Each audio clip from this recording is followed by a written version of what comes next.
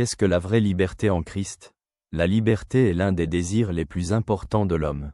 Le monde contemporain la définit souvent comme la possibilité de faire ce que l'on veut, sans restriction. Cependant, la Bible montre que la véritable liberté est quelque chose de beaucoup plus profond. C'est la libération du péché, de la peur et de tout ce qui nous a servi, par une relation avec Jésus-Christ.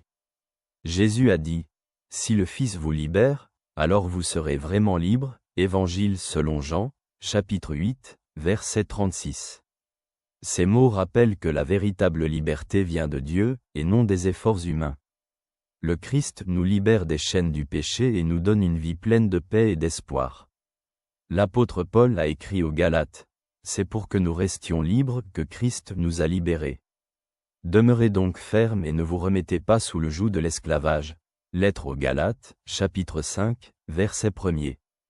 La liberté en Christ ne signifie pas la permissivité, mais vivre en accord avec la volonté de Dieu, ce qui apporte un accomplissement véritable. La psychologie souligne que la liberté intérieure est liée à la libération des habitudes destructrices, des peurs et du sentiment de culpabilité. Dans un contexte spirituel, cela signifie faire confiance à Dieu et rejeter tout ce qui nous a servi. Comment trouver la véritable liberté en Christ? Tout d'abord, accepter le pardon de Dieu.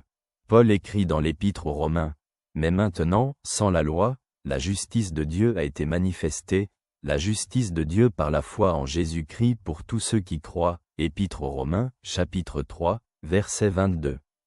Accepter le pardon nous libère du sentiment de culpabilité et nous permet de recommencer. Deuxièmement, abandonnez le péché et tournez-vous vers Dieu.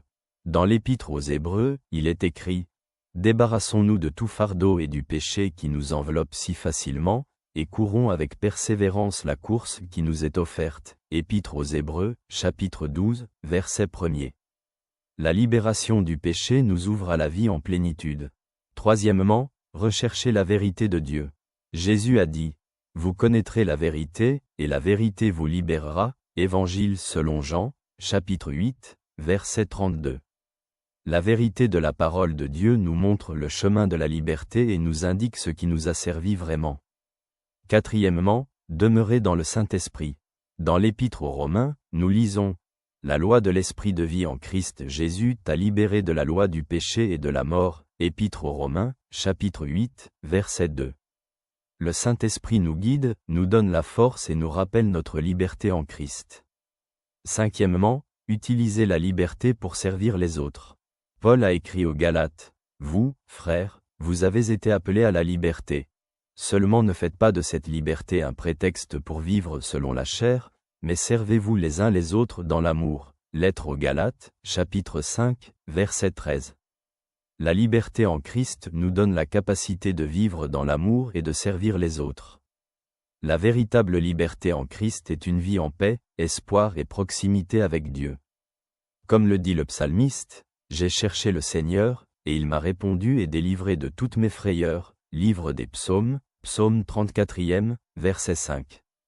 Cette liberté est accessible à tous ceux qui font confiance à Christ et lui remettent leur vie. Que la paix et la joie soient avec toi.